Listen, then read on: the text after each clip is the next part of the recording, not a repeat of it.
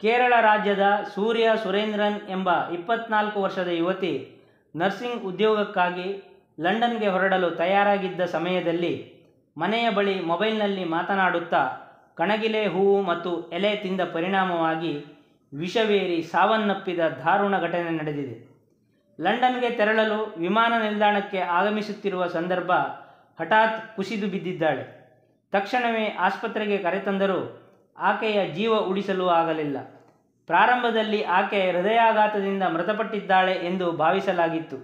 ಆದರೆ ಆಕೆಗೆ ಚಿಕಿತ್ಸೆ ನೀಡುವ ಸಂದರ್ಭ ಆಸ್ಪತ್ರೆಯ ವೈದ್ಯರ ಬಳಿ ತಾನು ಮೊಬೈಲ್ನಲ್ಲಿ ಮಾತನಾಡುತ್ತಿದ್ದಾಗ ಮನೆಯ ಅಂಗಳದ ಕಣಗಿಲೆ ಹೂವನ್ನು ತಿಂದಿದ್ದೆ ಎಂದಿದ್ದಾಳೆ.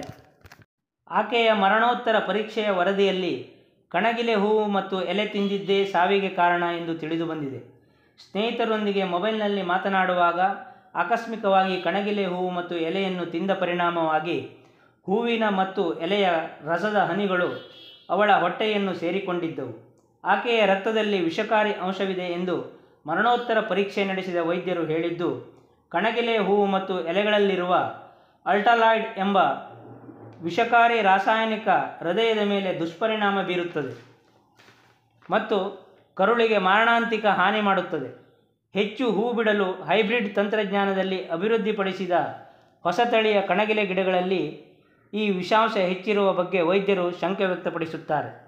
ಕಣಗಿಲೆ ಸಸ್ಯಗಳಲ್ಲಿ ನೂರಾರು ಪ್ರಭೇದಗಳಿವೆ.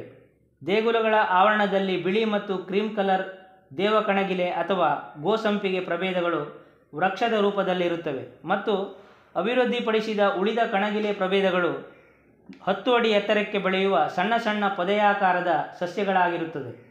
ಆಯುರ್ವೇದ ಶಾಸ್ತ್ರ ತಿಳಿಸಿದಂತೆ ಕಣಗಿಲೆ ಸಸ್ಯಗಳಲ್ಲಿ ವಿಷಕಾರಿ ಅಂಶಗಳಿವೆ. ಇದರ ಹೂಗಳು ಮತ್ತು ಎಲೆ, ಕಾಂಡ ಎಲ್ಲವೂ ವಿಷಕಾರಿ. ಸೋಜಿಗದ ಸಂಗತಿಯೆಂದರೆ ಹೆದ್ದಾರಿಯಲ್ಲಿ ಡಿವೈಡರ್ ನಡುವೆ ಗುಲಾಬಿ ಅಥವಾ ಬಿಳಿ ಬಣ್ಣದ ಕಣಗಿಲೆ ಸಸ್ಯಗಳನ್ನು ಬೆಳೆಸುತ್ತಾರೆ.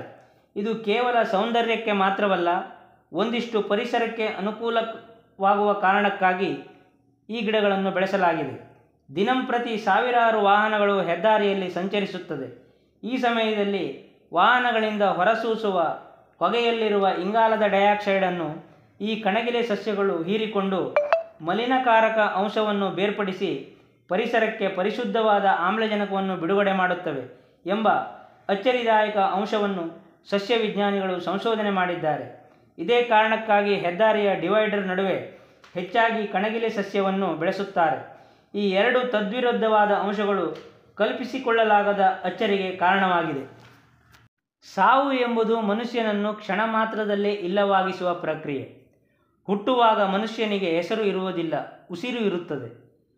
ಸತ್ತಾಗ ಉಸಿರು ಇರುವುದಿಲ್ಲ, ಹೆಸರು ಇರುತ್ತದೆ.